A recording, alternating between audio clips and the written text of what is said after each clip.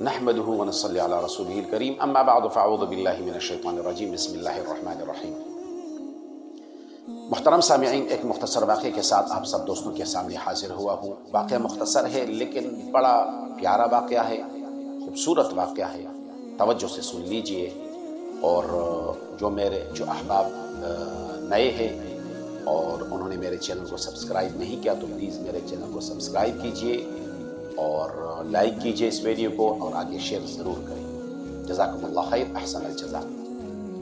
محمد رسول اللہ صلی اللہ تبارک و تعالی وسلم کے صحابہ کرام، اللہ نے بہت بڑے مقامات اور مراتب عطا فرمائے تھے۔ قرآن عظیم شان میں آتا ہے رضی اللہ عنہم ورضوا عنہ وذلک لمن خشی ربہ۔ تو اس میں ایک صحابی ہے، وہ ایک دن قضاء حاجت کے لیے تشریف لے گئے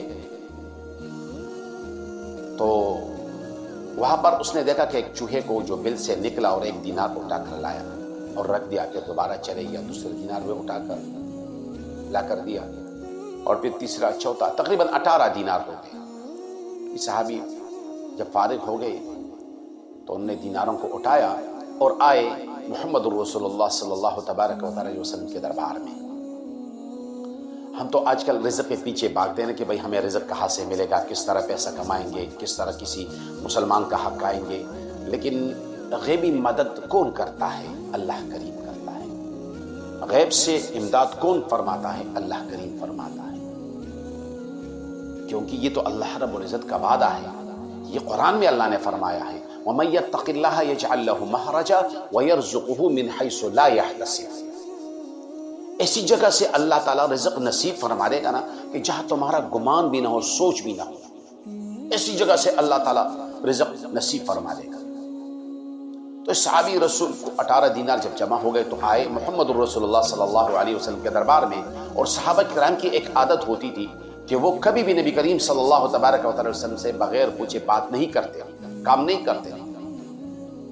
تو نبی کریم صلی اللہ تبارک و تعالی وسلم سے ان دیناروں کو رکھ دیا اور ان سے پوچھا کہ اب اس کام میں کیا کروں؟ تو محمد رسول اللہ صلی اللہ تبارک و تعالی وسلم نے ارشاد فرمایا، نبی کریم صلی اللہ علیہ وسلم نے ارشاد فرمایا کہ بھائی اب تم نے ان دیناروں کو کام میں لانا ہے، کیونکہ اللہ کریم نے تمہارے لیے رزق کا انتظام کر دیا ہے۔ قرآن عظیم شان میں تو اللہ تعالیٰ فرماتے ہیں وَفِي السَّمَاءِ رِزْقُكُمْ وَمَا تُوعَدُونَ إِنَّ اللَّهَ هُوَ الرَّزَّاقُ ذُو الْقُوَّةِ الْمَتِينُ وما من دابة في الأرض إلا على الله رزقها الله لطيف بعباده يرزق من يشاء وهو القوي العزيز۔ تو رزق کا انتظام کون کرتا ہے؟ وہ تو اللہ کرتا ہے۔